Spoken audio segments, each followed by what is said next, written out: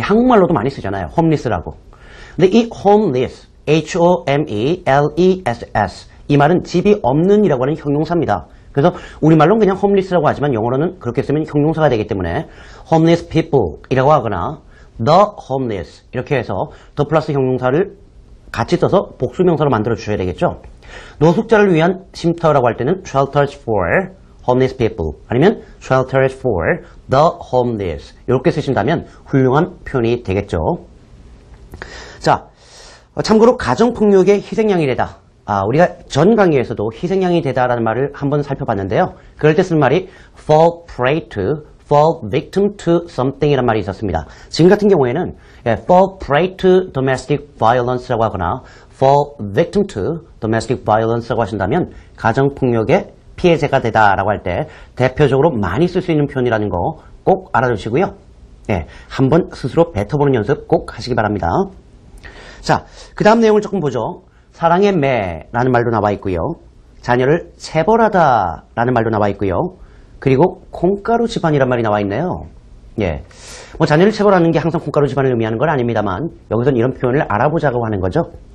사랑의 매라고 할 때 매 어떻게 할까요? tough love라고 합니다. tough love. 이거 참 많은 분들이 오역하시는 거죠. tough love, 거친 사랑이에요.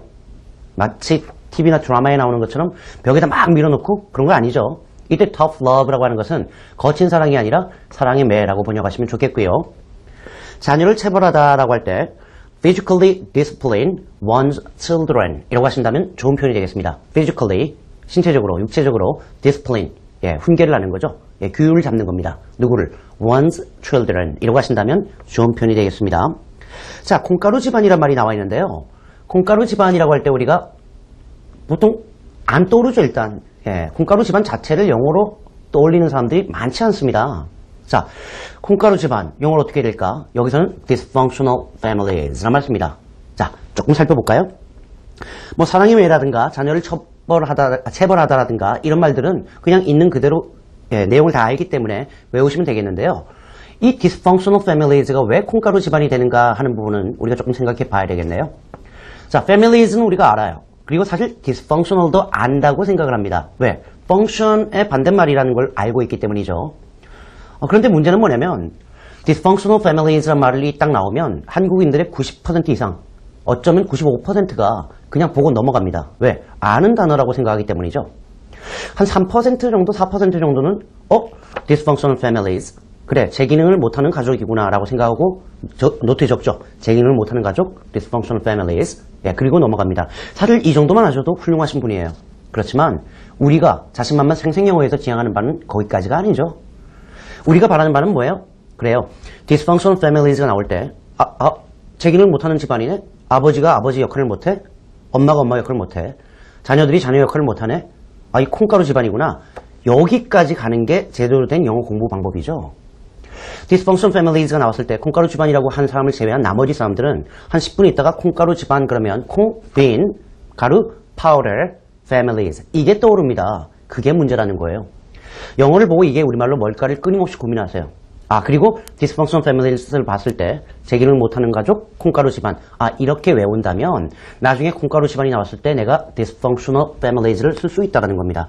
항상 영어에서 우리말로, 우리말에서 영어로 가는 양방향 훈련을 자꾸 하시면 하는 만큼 영어가 익숙해지죠. 그렇지 않으면 영어는 죄송하지만 평생 외국어입니다. 꼭 명심하시기 바라고요.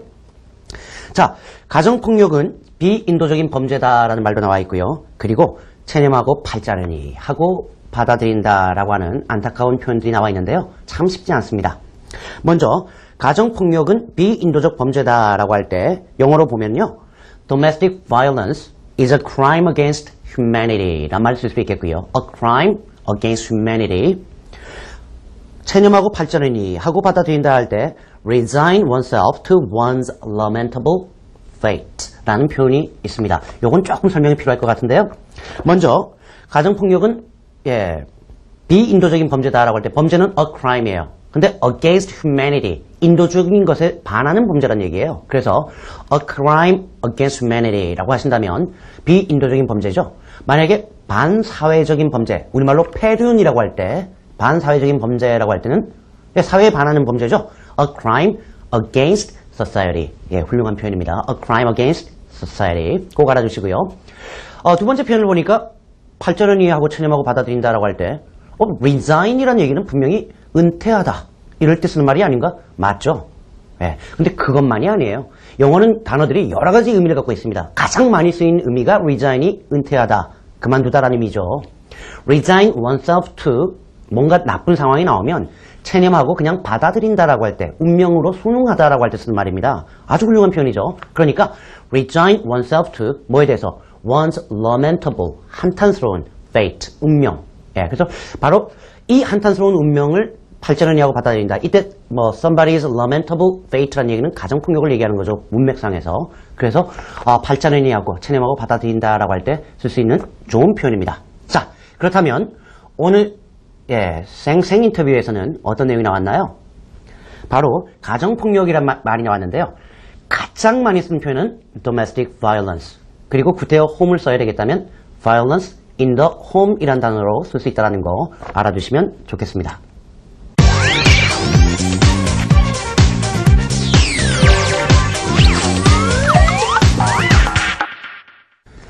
기대하셨던 영어로 세상 읽기 코너입니다. 예, 기대하셨다라고 좀 믿고 있는데요. 제목을 보니까 domestic violence is getting worse 라고 되어 있네요. is getting worse. 어려운 단어 하나도 없어요. 그죠? 악화되고 있다. 보통 우리 이렇게 얘기합니다. 그런데 조금 전에 말씀드렸잖아요. 다양한 우리말로 생각해 보자고.